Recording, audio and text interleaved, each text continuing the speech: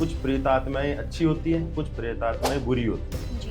तो जो अच्छी होती है वो अपने को तकलीफ नहीं देती है, लेकिन जो बुरी होती है वो अपने को कहीं का नहीं छोड़ती। जिस साधना के अंदर भंग पड़ जाता है वो साधना उस स्थान पे वापस नहीं की जा सकती। अगर अपन वो स्थान पे वापस करते हैं तो वो चीजें अपने पे अटैक कर जाती है। क्या शमशान में जाकर सिर्फ तांत्रिक ही शव साधना करते हैं या जिन सज्जन ने आपको पैसे दिए हैं आप उनको भी साथ बिठाते हैं? शव साधना एक ऐसी साधना है जिसके लिए पहले तो अपने को सिद्धियां प्राप्त करनी पड़ती है, जी। क्योंकि बगैर सिद्धि के कुछ नहीं होता है दुनिया के अंदर। और सिद्धियां जहाँ से प्राप्त होगी, जहाँ से गुरु होगा, क्योंकि गुरु ही अपने को ज्ञान दे सकता है। इस दुनिया के अंदर वो कोई ज्ञान नहीं दे सकता।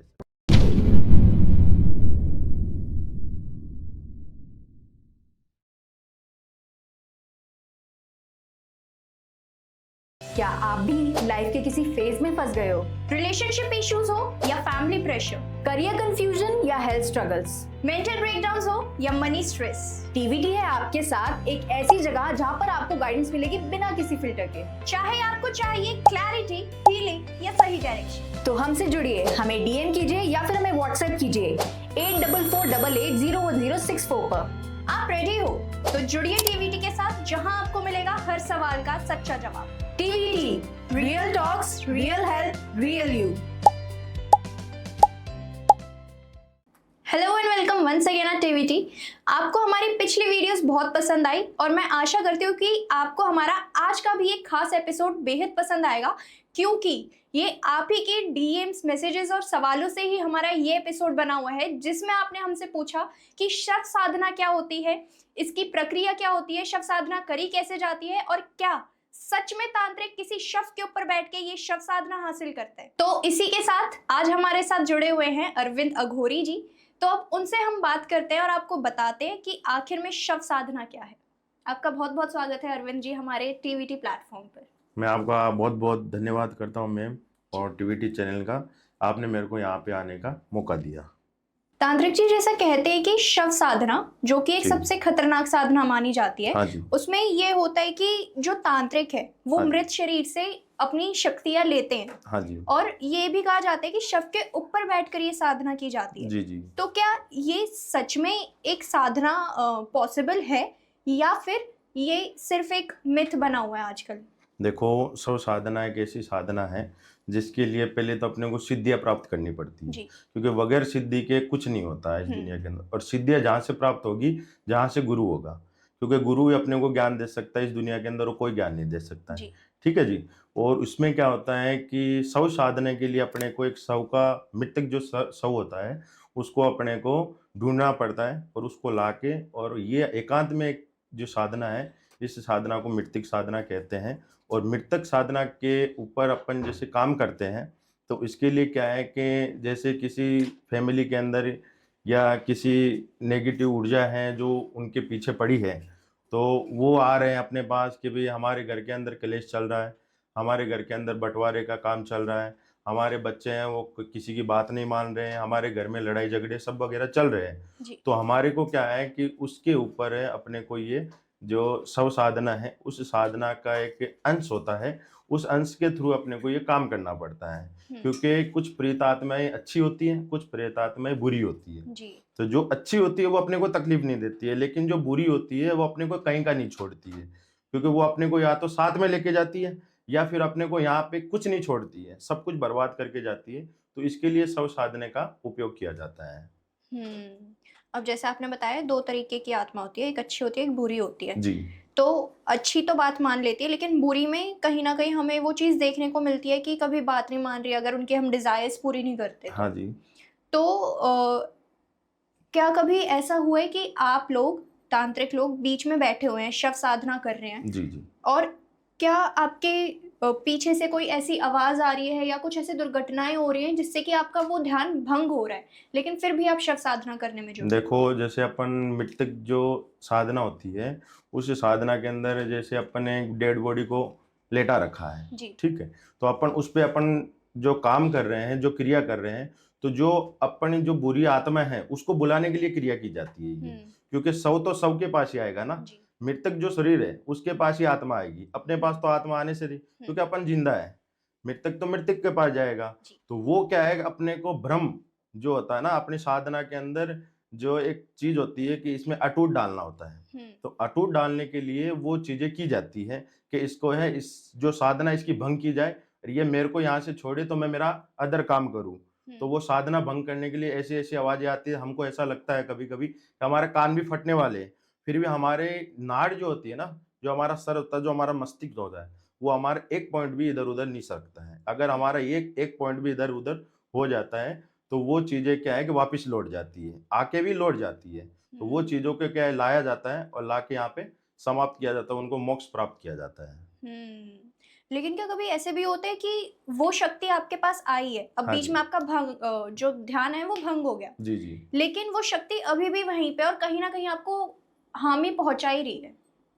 उसमें क्या होता है कि जैसे सामने वाला बंदा आया, ठीक है, वो अपने पास आता है कि भाई ऐसे ऐसा मेरे क्रिया है, वो आप क्रिया करो। जी। तो उसको क्या लगता है कि अपन ने पैसे दे दिए, वो क्रिया कर रहे हैं, क्या पता होगा कि नहीं होगा।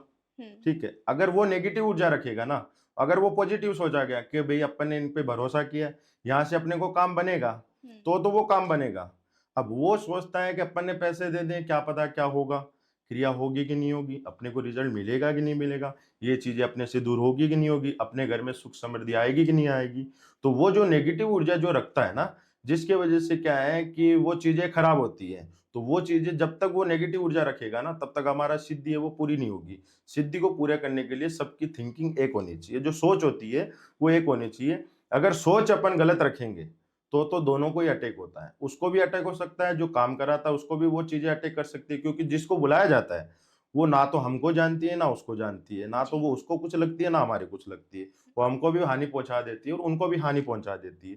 तो ऐसे कभी क्या होता है कि कुछ चीजें हैं जो भंग डाल देती है, उसमें क्या क्या है कि भाई 10-10 12-12 दिन तक हमको होश भी नहीं आता है, और हमारे दिल से, मन से, मुंह से, मुख से है ना, हमारे ब्लड निकलने लग जाता है, हमारे कान से भी ब्लड निकलने लग जाता है। क्योंकि वो चीजें हैं क्या है कि उनकी जो शक्तियां है वो 3 गुना ज्यादा और बढ़ के आती है जब हमारे को भंग होता है। क्योंकि शमशान के अंदर एक शक्ति नहीं होती है, जहाँ मृतक शरीर होगा ना, वहाँ लाखों जो आत्मा है वहां पे वास करती है। तो एक शक्ति ना होके लाखों शक्तियों के आगे हमारी शक्ति कम पड़ जाती है, उसमें भंग पड़ जाता है। अब जैसे आपने बताया कि कोई चाहता है किसी की शव साधना की जाए और उनसे उसका काम निकाला जाए, जी। तो क्या शमशान में जाकर सिर्फ तांत्रिक ही शव साधना करते हैं या जिन सज्जन ने आपको पैसे दिए हैं आप उनको भी साथ बिठाते हैं? देखो, उनको पहले बोला जाता है कि भाई ये साधना है, ये एक ऐसी साधना है जिसको ज्ञान होगा ना वो वहां पे बैठ सकता है, क्योंकि शमशान में नॉर्मल व्यक्ति तो जा ही नहीं सकता है। जी। अगर नॉर्मल व्यक्ति जा सकता है तो 12 बजे रात को 1 बजे कोई जाके दिखाओ, वो वापस नहीं लौटेगा, क्योंकि कोई ना कोई वहां पे उसको मिलेगा ही मिलेगा। क्योंकि जहाँ पे लाखों वहां पे मृतक शरीर जाते हैं, वो वहां से लौटते थोड़ी हैं, सबकी मिट्टी थोड़ी बनती है, जी। किसी ना किसी की मन की इच्छा रह जाती है, किसी का क्या है कि कुछ रह जाता है, या किसी की भावना रह जाती है, किसी की कुछ इच्छा रह जाती है। इस जो संसार है इसके अंदर कुछ इच्छाएं रह जाती है कि अपने को ये इच्छा पूरी करनी थी और भगवान ने अपने को इससे पहले बुला लिया, तो वो चीजें वहीं रह जाती है। तो वो अपनी इच्छा पूरे करने के लिए किसी ना किसी का शरीर जो होता है ना वो ढूंढती है कि इसके शरीर के अपन अंदर प्रवेश करके अपना काम करवाएं। तो ये नॉर्मल जो जिसके पास सिद्धियां नहीं है वो तो शमशान में रात को जा ही नहीं सकता है। अगर जा रहा है उसके पास सिद्धियां होगी, उसको कुछ तंत्र मंत्र आता होगा, कोई जा सकता है, क्योंकि शक्ति के सामने शक्ति टिक सकती है। वो अगर नॉर्मल जो शक्तिशाली नहीं है वो व्यक्ति जो जाने का कोई सवाल ही पैदा नहीं होता है, क्योंकि शमशान एक ऐसी जगह है वहाँ पवित्र पवित्र जो है वो दिन के अंदर रहता है।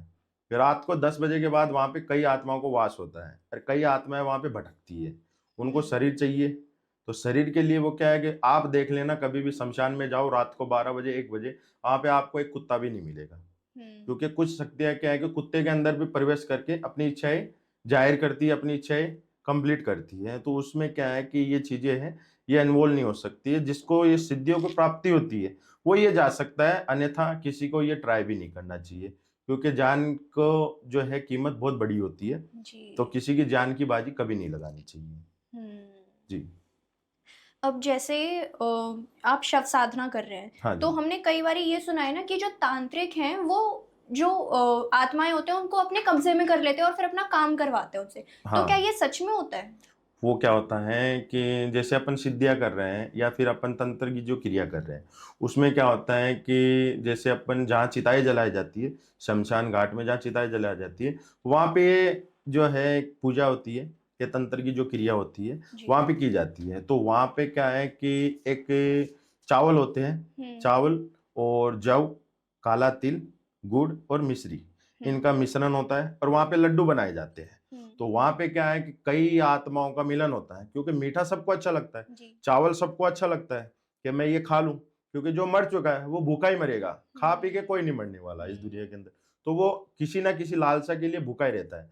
तो आत्मा ही है ना, वो मीठे के लिए तो हमेशा भूखी रहती है। तो वो ये सोचती है कि भाई ये जो चीजें मैं कर रही हूँ या ये चीजें कर रहा है, ये लड्डू बना रहा है, ये अपने को दे दे। तो वो चीजें आती है, वो चीजें बोलती है मुझे दे दे, मैं तेरा काम कर दूंगी, ये मुझे दे दे, मैं तेरा काम कर दूंगी। तो उनमें क्या आता है कि उनका गुरु होता है, जिसे प्रेत बोलते हैं। जी। वो कभी बोलता नहीं है कि ये चीज मेरे को दे दे, मैं तेरा काम कर दूंगा। उसको बुलाया जाता है। जैसे सैकड़ों की तादाद के अंदर एक गुरु खड़ा रहता है, सैकड़ों लोग बोलते हैं ये मुझे दे दे, मैं तेरा काम कर दूंगा। जी। लेकिन जो उसका जो गुरु है, जिसे प्रेत बोलते हैं, प्रेत कभी ये नहीं कहता कि ये चीज मेरे को दे दो, मैं आपका काम कर दूंगा। आप जो बोलोगे मैं करने के लिए तैयार हूँ, आप बोलोगे तो मैं मोक्ष के द्वार में जाने के लिए तैयार हूँ, आप बोलोगे तो मैं इधर से जो धरती से है मेरी जो इच्छा वगैरह है वो कंप्लीट करके मैं चला जाऊंगा। वो कभी नहीं बोलता है, वो साइड में खड़ा होकर देखेगा। उसको बुलाया जाता है, उसको बुला के फिर पूछा जाता है तेरे को ये चाहिए, तो वो बोलता है हाँ मेरे को चाहिए। उसको वो चीजें खिलाई जाती है।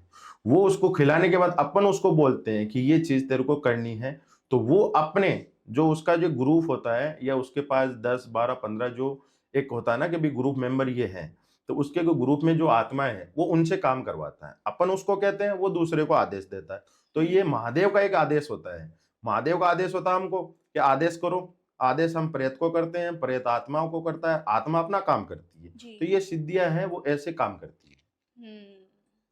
अब तांत्रिक जी, एक मेरे को आपसे ये भी सवाल पूछना है कि जैसे हमारे भारत में कई धर्म हैं हाँ जी। और जो मेनली हम जानते हैं वो है हिंदू, ईसाई, मुस्लिम जी। और एक सिख। हाँ जी। तो हमारे हिंदू धर्म में होता है कि जो चिताएं होती है वो जला दी जाती है। हाँ जी। तो सबसे ज्यादा इफेक्टिव शव साधना किस में कौन से धर्म में होती है, हिंदू, मुस्लिम, ईसाई या फिर सिख में?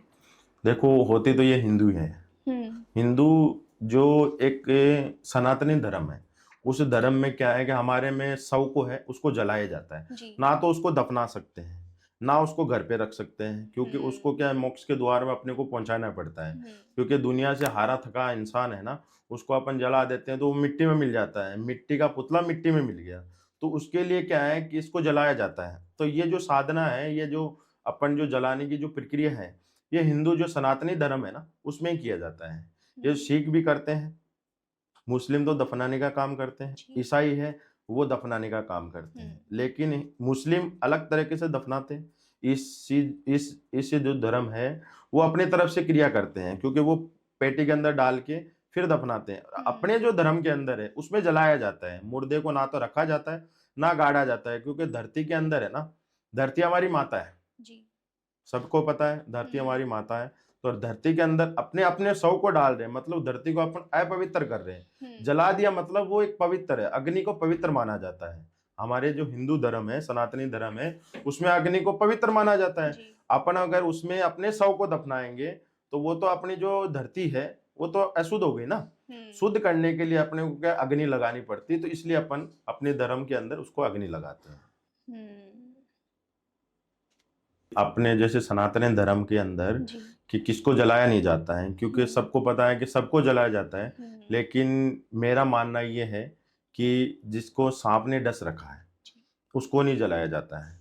क्योंकि उसका क्या है कि जैसे सांप ने डसा है तो उसका जो मस्तिष्क है, जो दिमाग है, वो 40 दिन तक जिंदा रहता है। उसका जो शरीर है वो मृत हो चुका है, वो उसकी जान निकल चुकी है, लेकिन उसका जो मस्तिष्क है उसको है वो 40 दिन तक जिंदा रखता है। क्योंकि वो जो जहर है वो धीरे धीरे पकड़ करता है पूरी नसों के अंदर, पूरी जकड़न करता है। ठीक है, तो उसको जलाया नहीं जाता। उसको क्या है कि केले का जो पेड़ होता है उसके पास, उसके जो पेड़ है उससे बांध के उसको नदी में छोड़ा जाता है कि भाई कोई अपने को तांत्रिक या कोई साधु महात्मा कोई अपने को मिले जिसको सिद्धियां प्राप्त हो, तो वो उसको जीवित जो है वो कर सके, वो सिद्धियों से उसको जीवित कर सके, इसके लिए नहीं उसको जलाया जाता है। दूसरा, एक अपने को माता निकलती है जो एक वाइट अपने शरीर में हो जाता है ना, एक फ्लो जैसा हो जाता है, उसको नहीं जलाया जाता है। क्यों नहीं जलाया जाता है? उसको अगर चिता में जलाएंगे तो उसके जो फूड़े जो फुंसी है वो एकदम फट जाते हैं। तो अगर वो फट के अगर दूसरे को लग गए तो उसको भी हो जाती है, इसको लिए उसको नहीं जलाया जाता है।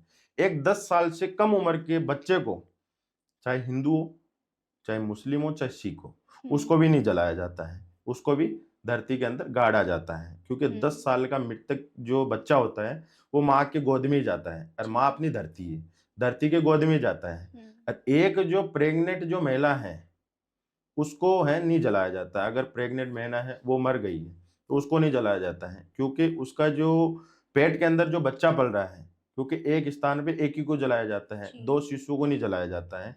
और वो पेट फट भी जाता है तो क्या पता बच्चे को कुछ हो, या बच्चा कहीं बाहर गिर के ना गिर जाए, या मृतक है या कहीं साइड में ना गिर जाए, क्योंकि अर्थी जहाँ जलती है वहां से क्या है कि वो चीजें वो फूटती है, क्योंकि शरीर अपने फूट के ही फिर जलता है। जी। सीधा तो जलने से रहा तो वो बच्चा गिर के पास में गिर के ना पड़ जाए, इसीलिए वो नहीं जलाया जाता है। इन 4 जो है अपने हिंदू धर्म के अंदर जो सनातन धर्म है, उनमें ये 4 लोगों को नहीं जलाया जाता है और सबको जलाया जाता है। हाँ जी।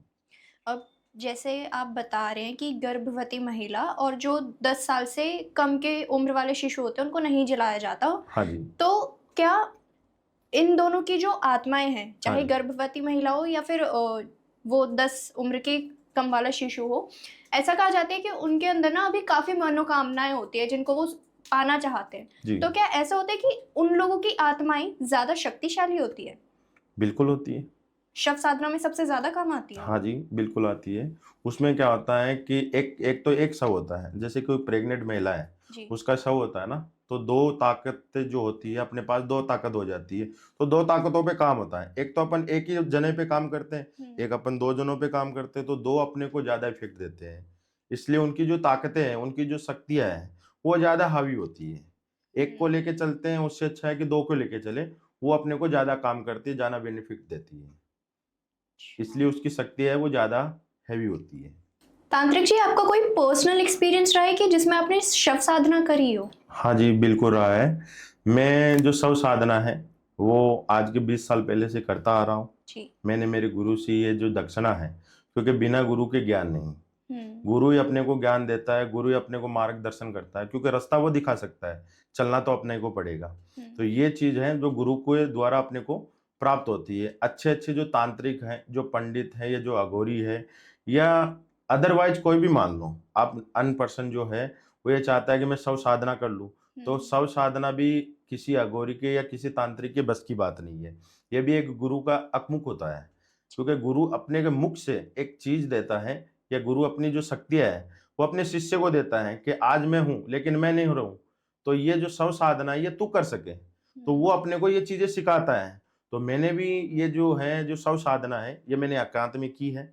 मैं मेरी बात बताता हूँ। मैं शमशान घाट के अंदर ये क्रिया कर रहा था। रात को कुछ करीबन 1 या 1:30 बजे थे। मेरे पास शव पड़ा था, मेरे पास सब सामान वगैरह, मैं एकांत में अकेला, क्योंकि मैं अकेला ही ये एक्सपीरियंस लेना चाहता था कि भई ये कैसी होती है, कैसी नहीं होती है। क्योंकि अकेला जो कर सकता है, वो दुनिया को पराजित कर सकता है, और जो साथ में सबको लेके चलता है, वो दुनिया पे कुछ नहीं कर सकता। क्योंकि जो दूसरे के भरोसे रहता है, वो हमेशा दूसरों के भरोसे रहता है। तो मैं ये चाहता था कि भई मैं ये काम करूँ। तो मैं अकेले में एकांत में बैठ के ये काम कर रहा था। तो जहाँ शव साधना हो रही थी, मैंने आपको पहले भी बताया है, वहाँ पे करोड़ों आत्माओं का मिलन होता है। करोड़ों आत्माएँ वहाँ आती है, क्योंकि शव के पास सभी आएगा।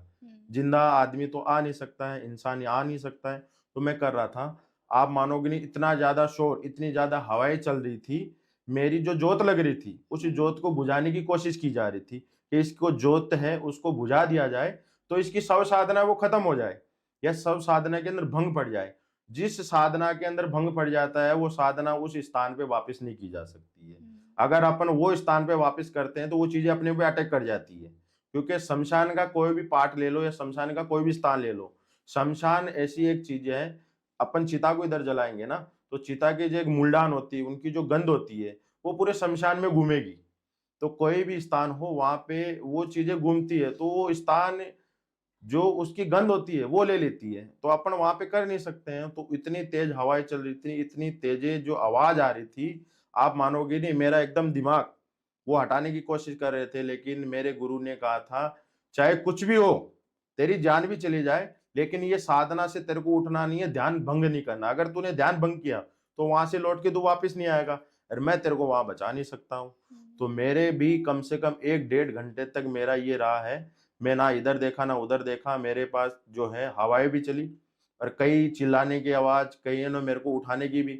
मेरे को ऐसा लगा कि कोई मेरा जान पहचान वाला भी मेरे को आवाज लगा रहा है। ठीक है, तो वो सोचते हैं कि अपन जान पहचान वाले की आवाज निकाल के इसको बोलेंगे ना, तो ये अपने को पीछे मुड़ के देखेगा, और पीछे मुड़ के देखेगा तो इसकी साधना है वो भंग हो जाएगी। और साधना भंग होना मतलब ये काम नहीं कर पाएगा। ये साधना है वो उसकी चलेगा। एक बार साधना भंग हो जाती है तो वो 5 साल के लिए वो कर नहीं सकता है, क्योंकि साधना भंग होने के बाद वो जो एक्सपीरियंस है या जो वहां पे करता है, क्योंकि उसका क्या है, रूटीन एक ऐसा हो जाता है, वो साधना पूरी हो गई तो उसको क्या है कि वो एक सिद्धियां प्राप्त हो जाती है, और वो उसकी जो भंग हो गई तो वो सिद्धियां चली जाती है, वो 5 साल तक उसको नहीं मिल सकती है। चाहे वो कितनी भी साधना करे, चाहे वो कितने भी सौ पे बैठे, वो 5 साल तक है वो चीजें नहीं ले सकता है। अगर अपने को कुछ करना है तो वो सिद्धि प्राप्त, अगर अपन ने स्टार्ट कर दी सिद्धि, तो उसको पूरा करके पूर्ण विराम जो होता है वो एकदम करके अपने को फिर ही उठना पड़ता है। अपनी जो सिद्धि है वो प्राप्त हो अपने को, अपना चाहे गुरु हो, चाहे महाकाल हो, या चाल ये जो अपने को कालों के काल महाकाल जो होते हैं, या जो काल भैरव है, क्योंकि ये जो सिद्धि है ये काल भैरव के थ्रू की जाती है। क्योंकि काल भैरव अपने को ये जो तंत्र की जो साधना है, काल भैरव की तरफ ये जो उनके थ्रू की जाती है। तो वो चीजें अपने को क्या है कि लास्ट के अंदर अपने को जैसे बोलते हैं ना कि रिजल्ट जो है, चाहे अपन मेहनत करें या दूसरा मेहनत करे, रिजल्ट अपने को लास्ट में मिलता है। जी। तो ये जो साधना अपन करते हैं, इसकी जो साधने का जो रिजल्ट है वो लास्ट में मिलता है, वो काल भैरव की तरफ से मिलता है। तो ये सिद्धि अगर प्राप्त करनी है तो आपको ये जो साधना आपने जहां से स्टार्ट की है वहां पे खत्म करो, तभी आपको काल भैरव का आशीर्वाद मिलेगा। काल भैरव आपको ये सिद्धि का जो है आचरण देगा कि आज के बाद तो ये सिद्धि कर सकता है। तो कोई भी शव को लेके बैठेगा, कोई भी शव पे ये चीज करेगा तो तेरे को ना तो कोई भंग पकड़ेगा, ना ही कोई तेरे काम के अंदर कोई बिजोल पड़ेगा। तेरे ये सिद्धि है वो पूर्ण विराम से एकदम प्राप्त, जो अच्छे से अच्छा है अपना काम बोलते हैं कि भाई तेरा अच्छे से अच्छा काम होगा। ऐसे करके काल भैरव अपने को आशीर्वाद देता है, और काल भैरव